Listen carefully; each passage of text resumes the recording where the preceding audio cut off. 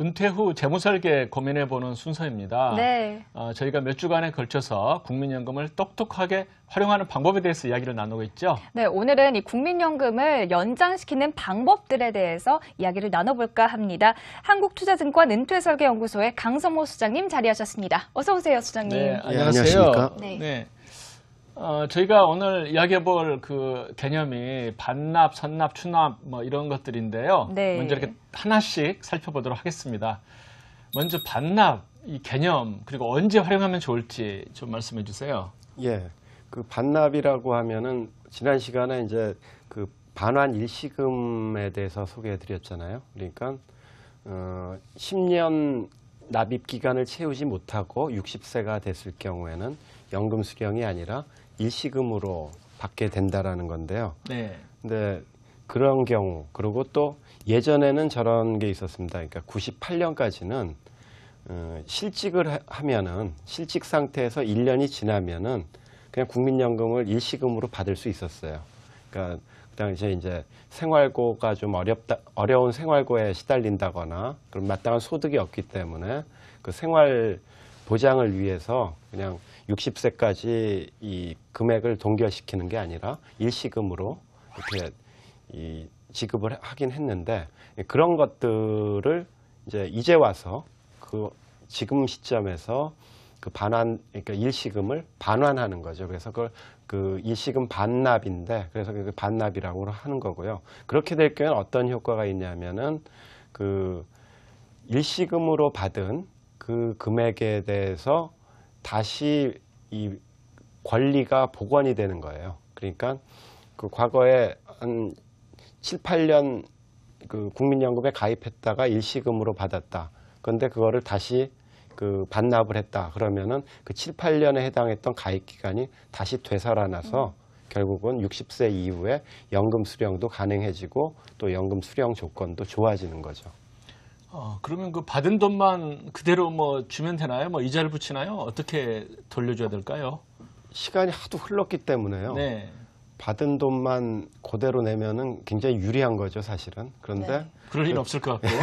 그 기간에 따라서 이제 그 정기예금 이자를 그거를 계산해 가지고 그거를 복리로 계산을 해서 이자분까지 합쳐서 내게 됩니다.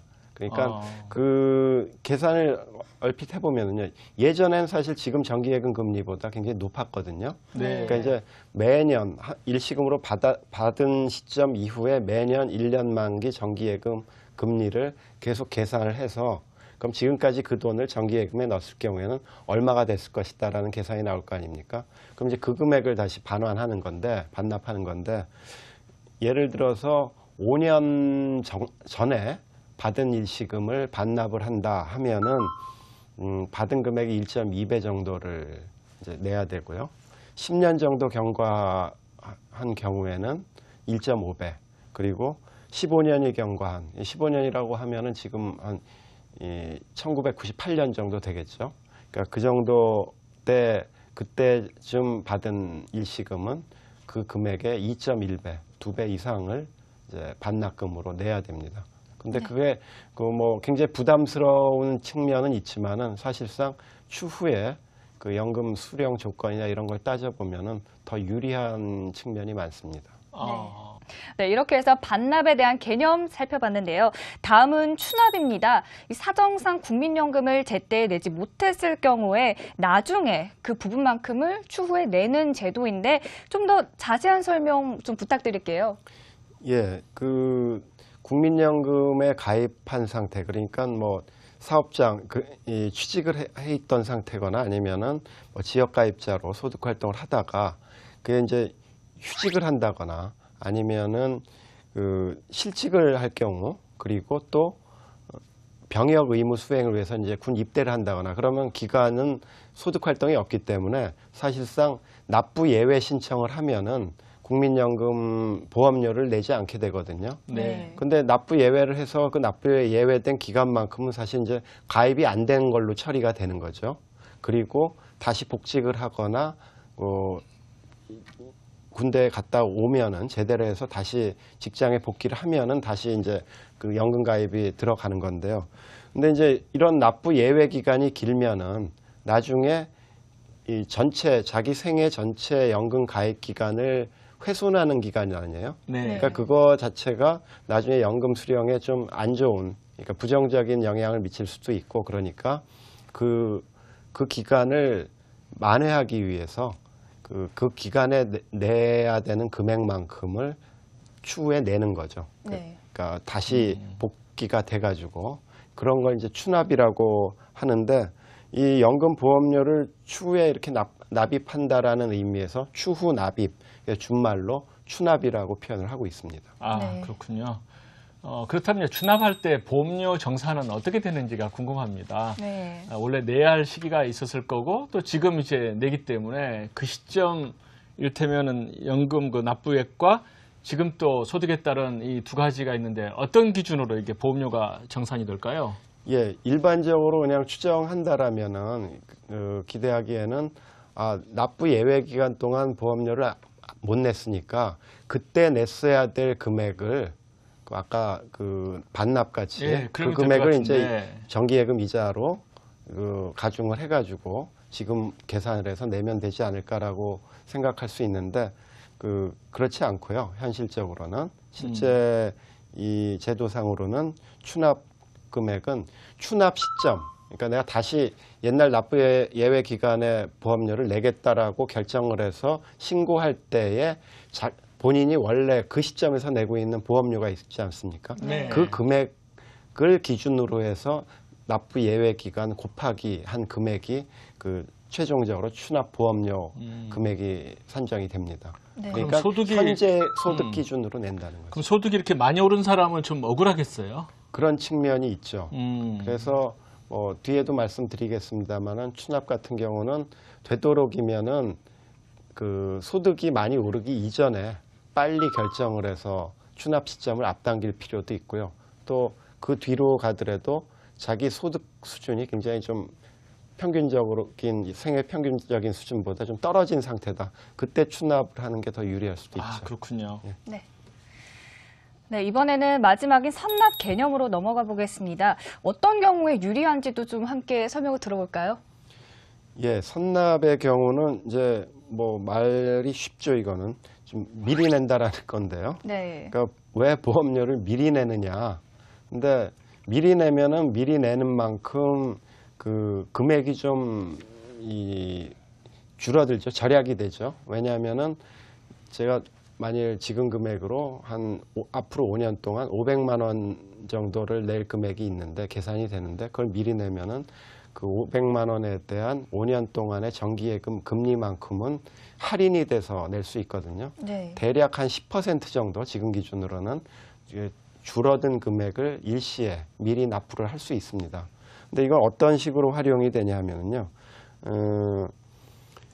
사업장에 이제 가입해 있다가 퇴직이 됐는데 직업이 실직 상태에서 돼 있으면은 더 이상 가입을 못 하지 않습니까? 네. 근데 그럼 이제 임의 가입 형태로 새롭게 연장을 해서 임의 가입에 자기가 지정한 소득 금액이 있으면은 또 낼 보험료가 자기가 지정을 하면은 그 금액만큼 5년에 목돈으로 한꺼번에 내는 거죠. 그러니까 그 사업자원 가입자로 있다가 퇴직을 했다. 근데 아직도 연금 가입 기간이 10년이 안 돼서 연금 수령 요건이 해당이 안 되거나 아니면은 10년은 넘었지만은 되도록이면 가입 기간을 늘려서 연금 수령 조건을 좀 좋게 하고 싶다라고 하면은 임의 가입을 들어서 일정한 금액을 본인이 받은 퇴직금 목돈을 활용해서 먼저 내고 금리만큼도 좀 절약을 할 수 있고 그런 식으로 활용될 수 있는 게 선납제도입니다. 그래서 금액 절약되는 거는 아까도 말씀드렸듯이 한 10% 정도요. 그러니까 500만 원이면 한 450만 원 정도, 50만 원이 절약이 되는 거고요. 그건 금액이 커지거나 작아지거나 마찬가지로 정확히 정기예금 금리를 적용을 받는 거기 때문에 공이 10% 정도의 5년간 10% 정도의 그 절감 효과는 있습니다. 이게 사실상 그 전에는 선납의 어떤 조건이 굉장히 까다로웠습니다. 네. 그런데 이제 경제 상황이나 고용 상황이 굉장히 좀 안 좋아지면서 조기 퇴직자가 많이 생기고 베이비 부머들이 그런 연금 가입, 연금 수령 조건을 채우지 못하고 은퇴하시는 분들이 많이 생기기 때문에 그 정책적으로 그런 중장년층 베이비 부머들의 노후 생활을 보장한다라는 어떤 측면에서 5년간 선납을 할 수 있게 굉장히 그 제도를 좀 완화시켰죠. 그래서 이거는 좀 중장년층에서는 은퇴하신 분들은 많이 활용하고 있는 제도입니다. 네. 아, 그렇군요. 자, 그렇다면 이 반납과 추납 그리고 선납 어떤 경우에 유리한지 그 수령액을 비교를 통해서 좀 살펴볼 수 있다면서요? 예, 그렇습니다. 물론 이제 이게 경우나 또 가입 기간이 언제였는가, 그러니까 유예 기간이 언제였는가, 뭐 이런 것들에 따라서 굉장히 사람마다 굉장히 달라집니다. 사실 결과는.